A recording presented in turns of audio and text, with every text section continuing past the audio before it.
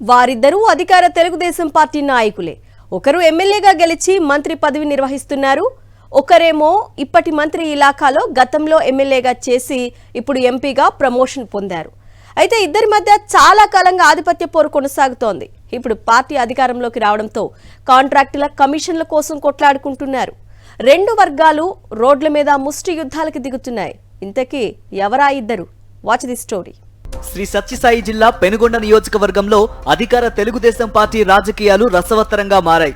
రాష్ట్ర బీసీ సంక్షేమ శాఖ మంత్రి సవితకు హిందూపురం ఎంపీ బీకే పార్థసారథికి మధ్య విభేదాలు రోజుకో రకంగా రచ్చకెక్కుతున్నాయి. మంత్రి సవిత పెనుగొండ నియోజకవర్గానికి ప్రాతినిధ్యం వహిస్తున్నారు.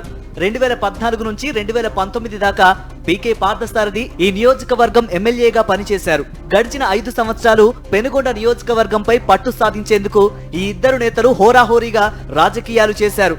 చివరకు సవితకే పెనుగొండ టికెట్ దక్కడంతో బీకే పార్థసారథి తీవ్ర అసంతృప్తికి గురయ్యారు.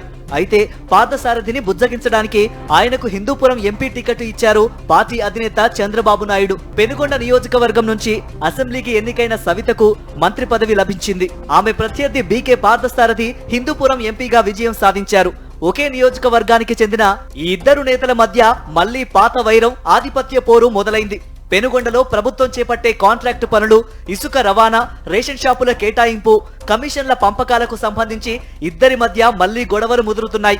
డబ్బు వచ్చే పనులు తమ వర్గానికే దక్కాలని మంత్రి సవిత, హిందూపురం ఎంపీ బీకే పార్థసారథి వర్గాలు బాహాబాహికి దిగుతున్నాయి. పెనుగొండ అసెంబ్లీ నియోజకవర్గంలోని గోరంట్ల, సోమందేపల్లి, పరిగి తదితర మండలాల్లో రెండు వర్గాల మధ్య ఇదే పరిస్థితి ఏర్పడింది. ఇద్దరు నేతల నడుమ అధికారులు నలిగిపోతున్నారు. మంత్రికి అనుకూలంగా ఉంటే ఎంపీతో ఇబ్బంది, ఎంపీకి పనిచేస్తే మంత్రితో సమస్య. ఎవరికి అనుకూలంగా ఉండాలో తేల్చుకోలేక అధికారులు టెన్షన్ పడుతున్నారు. మంత్రికి ప్రాధాన్యత ఇవ్వాలా లేక ఎంపీకి ప్రియారిటీ ఇవ్వాలా అని తలలు పట్టుకుంటున్నారు. ఇద్దరు నియోజకవర్గంలో పట్టున్న నేతలే కావడంతో ఏం చేయాలో తెలియక అధికారులు అయోమయానికి గురవుతున్నారు.